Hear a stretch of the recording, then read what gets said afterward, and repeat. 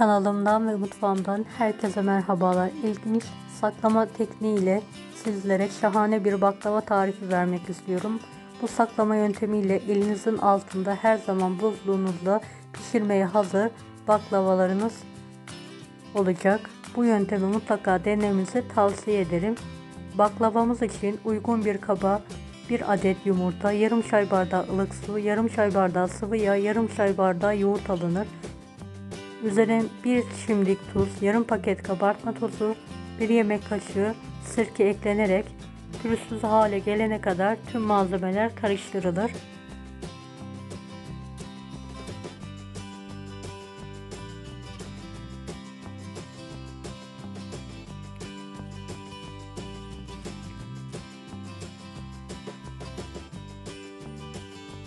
Üzerine azar azar un ilavesi yaparak yumuşak, ele yapışmayan bir hamur yoğrulur. Toplamda 5,5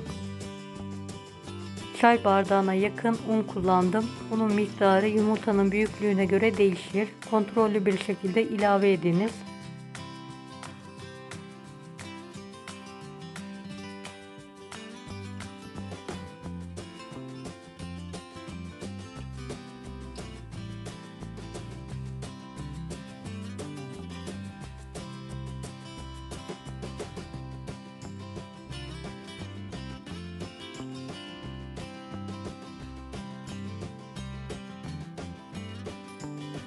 Evet, hamuru toparladıktan sonra tezgah üzerine alıyorum ve 2-3 dakika pürüzsüz olana kadar tezgah üzerinde yoğurmaya devam ediyorum. Yoğurduğum hamuru 2 eşit bezeye keserek uzaltıyorum. Uzattığım bezeleri mandalina büyüklüğüne yakın olacak şekilde bezelere keserek toplamda 16 eşit bezeye yuvarlıyorum.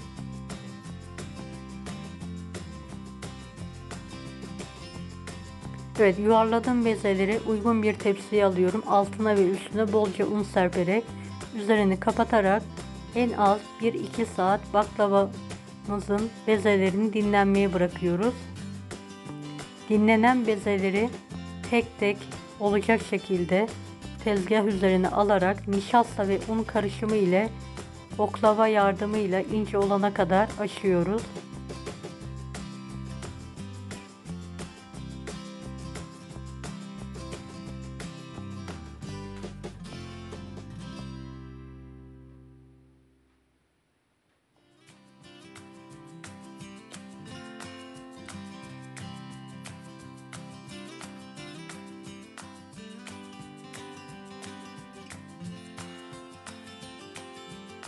Evet, gördüğünüz gibi incecik yufkamı açtım. İnce bir oklava yardımıyla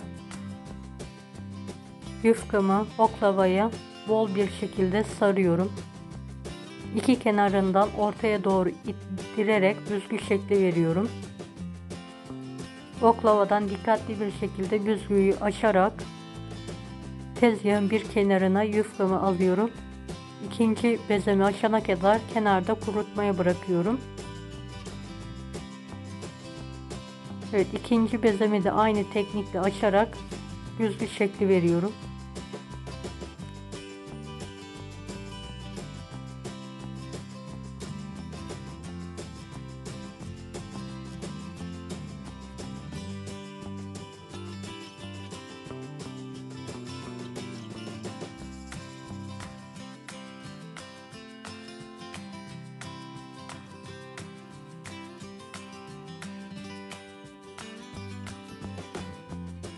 İlk açtığım yufkamı üzerine bolca ince çekilmiş ceviz serpiyorum. Dilerseniz Antep fıstığı veya fındık da serpebilirsiniz, elinizdeki malzemeye göre. Geniş tarafından olacak şekilde tekrardan ince oklavaya sarıyorum.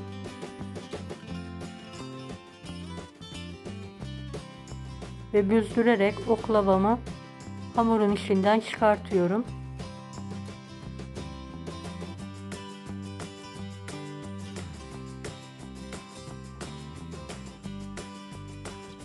Evet, diğer bezeleri de aynı yöntemle şekil vererek hazırlıyorum.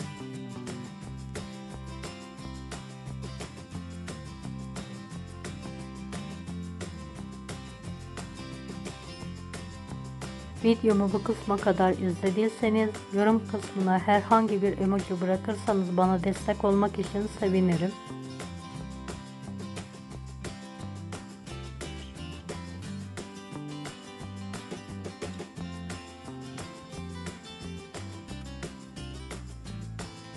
Evet, son iki bezemi de hazırladım.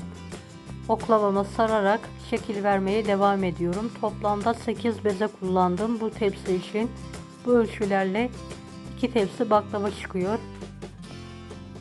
Birini pişirip diğerini buzluğa atabilirsiniz.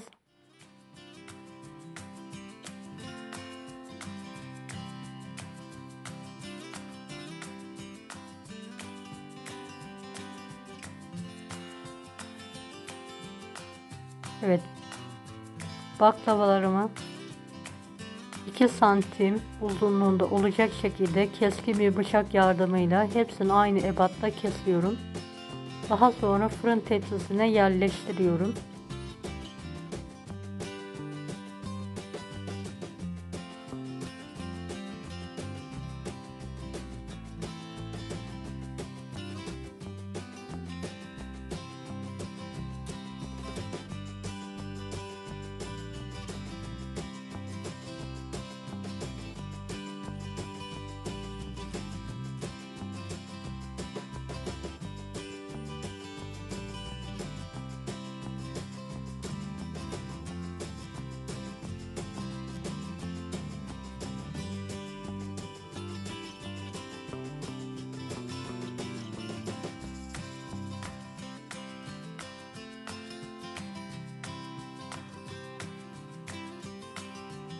Evet, birinci tepsi baklavamız hazır. Gördüğünüz gibi üzeri için 250 gram tereyağını eriterek saf tereyağı haline getirdim. Üzerine 250 gram sıvı yağ ekliyorum ve karıştırıyorum.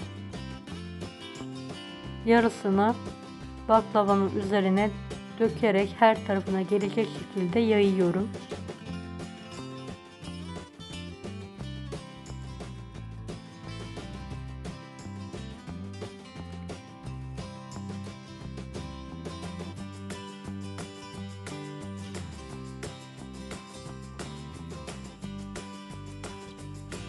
Evet, baklavamın üzerine yağını döktükten sonra hava almayacak şekilde kapatıyorum ve buzdolabın buzluk kısmına kaldırıyorum.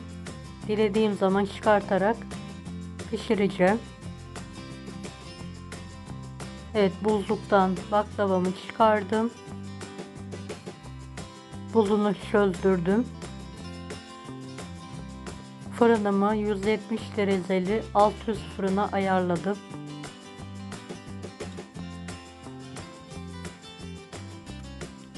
Baklavamı ısınmış fırının içine alıyorum. Alt rafına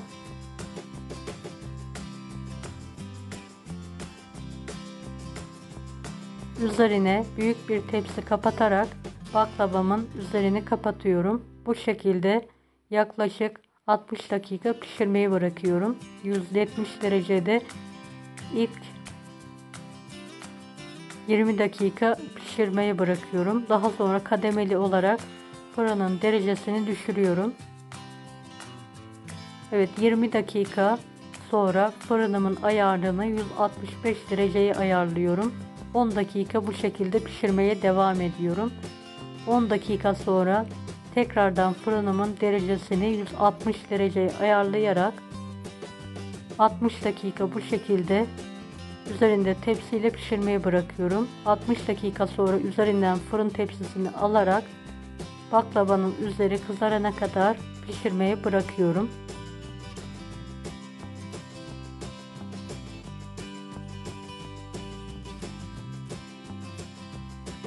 Şerbeti için uygun bir tencereye 3,5 su bardağı içme suyunu alıyorum.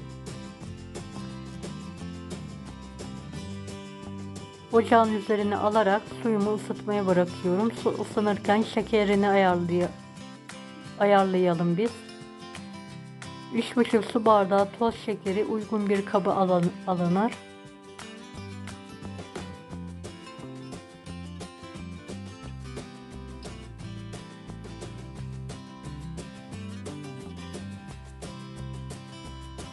Evet, ısınan suyun üzerine şekerimizi dökelim ve şeker eriyene kadar sürekli karıştıralım. Bu önemli bir püf noktasıdır. Eğer şekerimizi eritmezsek şekerlenme yapacaktır şerbetimiz. Şeker eridikten sonra çeyrek limonu sıkalım. Kaynamaya bırakalım yüksek ateşte.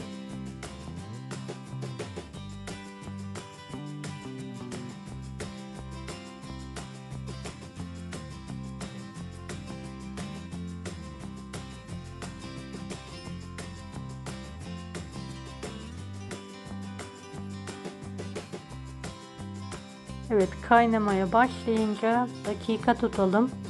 Ocağın derecesini kısık ayara getirelim. 30-35 dakika kıvam alana kadar şerbetimizi kaynatmaya bırakalım. İçine küçük bir parça tereyağı atalım ve eritelim. Şerbetimiz bu sayede parlak olacaktır.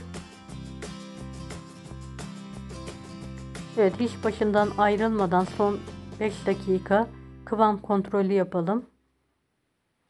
Kıvam alınca altını kapatalım. Fırından baklavamızı hemen çıkartalım hiç bekletmeden.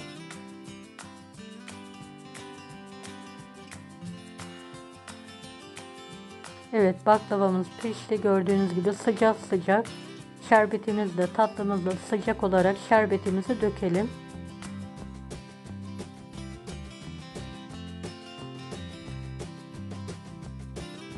Şerbetin yarısını tepsiye eşit bir şekilde dökerek yayalım. Daha sonra baklavamızı ocağın üzerine alalım. Ocağı da kısık ayara getirelim. Kalan yarı şerbeti üzerine yavaş yavaş dökerek çektirelim.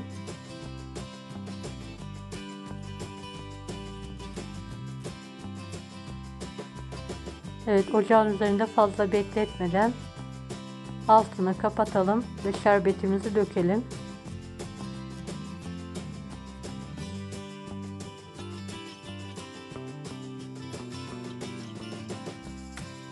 Şerbetin tamamını döktürdükten sonra en az 1 saat baklavanın şerbetinin çekmesini bekleyelim.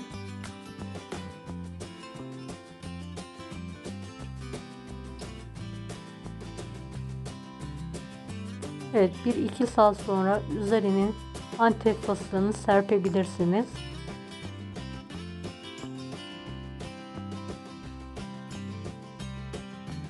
Evet, baklavamız hazır. Gördüğünüz gibi şıtır şıtır. Ertesi günü ben servis yaparak ikram ettim. Deneyecek olanlara şimdiden kolaylıklar dilerim. Kanalıma ücretsiz abone olmayı unutmayın. Bir dahaki videolarda görüşmek üzere. Allah'a emanet olun. Hoşça kalın. Daha farklı tarifler için bunları da izlemeyi unutmayınız. Afiyet